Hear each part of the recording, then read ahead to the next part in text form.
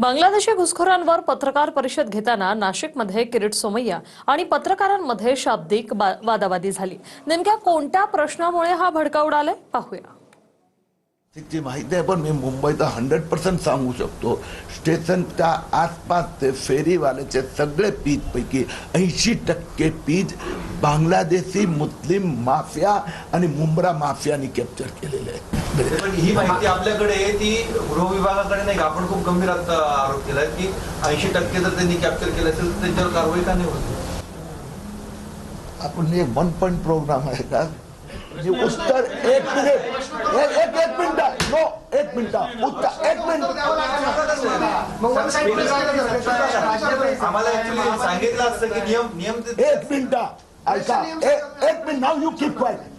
तुम्ही माझं उत्तर झाल्यानंतर तुम्ही 10 प्रश्न विचारा। उत्तर झालं होतं म्हणून त्यांनी नाही, मी एकच वाक्य पहिलं बोललो आणि तुम्ही ठरवून एकदम तुटून पडला। यू कान stop my reply, you listen my reply, you first listen my reply. एक मिनिट ऐका ना, आपल्याकडे नियम सांगितले। एक मिनिट दोस्त, तुम्ही आता एक मिनिट, तुम्हाला उत्तर माझं ऐकावं लागणार, ऐकून घ्या। एक हा देतोय मी, एक 1 पॉइंट प्रोग्राम आहे का काही लोकांचा? अरे मी उत्तर देतो, एक मिनिट एक मिनिट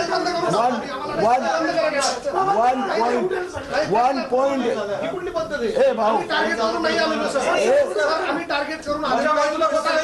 तुम्ही उत्तर देऊ देत नाही, तुम्ही तो प्रश्न विचारता उत्तर हा हो 1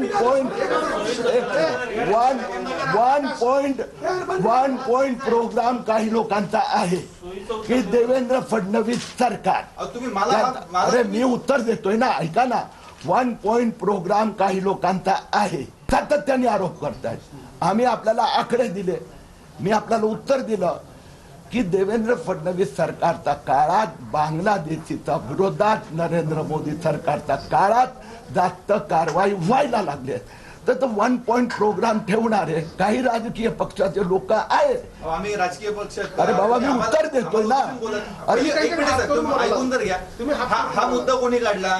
80% लोकांनी कॅप्चर केलं हे तर मी उत्तर देतोय ना, दिलं ना, मग त्याच्यावर तुम्हाला प्रश्न विचारला ना, मग मी उत्तर दिलं ना दादा की 1 पॉइंट प्रोग्राम, मी पुन्हा रिपीट करतो, 1 पॉइंट प्रोग्राम काही राजकीय पक्षांच्या नेत्यांचा आहे। त्यात उद्धव ठाकरे गटाचे संजय राऊत असो की सपकाळ असो की रोज उठून म्हणतात बांगलादेश किती जवळ आले। हसीना देखील भारतात आलेले आहेत, त्यांना काय परत पाठवणार आहात का? त्यांचं काय 2 गोष्टी मला वाटतं आपण चांगले जबाबदार पत्रकार आहात, मी उत्तर देतोय। तुम्ही सांगितलं ना देशाच्या सुरक्षेचा मुद्दा, मी तुम्हाला उत्तर, तुमचा प्रश्न विचारताना मी मध्ये नाही बोललो, उत्तर ऐकावं लागतो, परत प्रश्न विचारा। आपण जबाबदार व्यक्ती आहोत। शेख हसीना हे प्रश्न टोटली वेगळा आहे।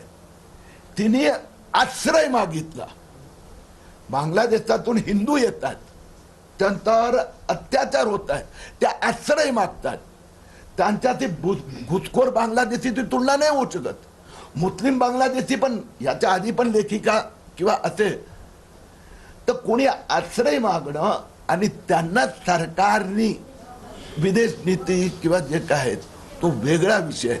आणि घुसखोर बांगलादेशी येऊन काँग्रेस आणि जे त्याला वोट बँक मागतात, वोट जिहादच्या नावाने माझ्या देशाची डेमोग्राफी बदलण्याचा प्रयत्न करीत आहेत, त्याला मोदी सरकार मान्य करणार नाही।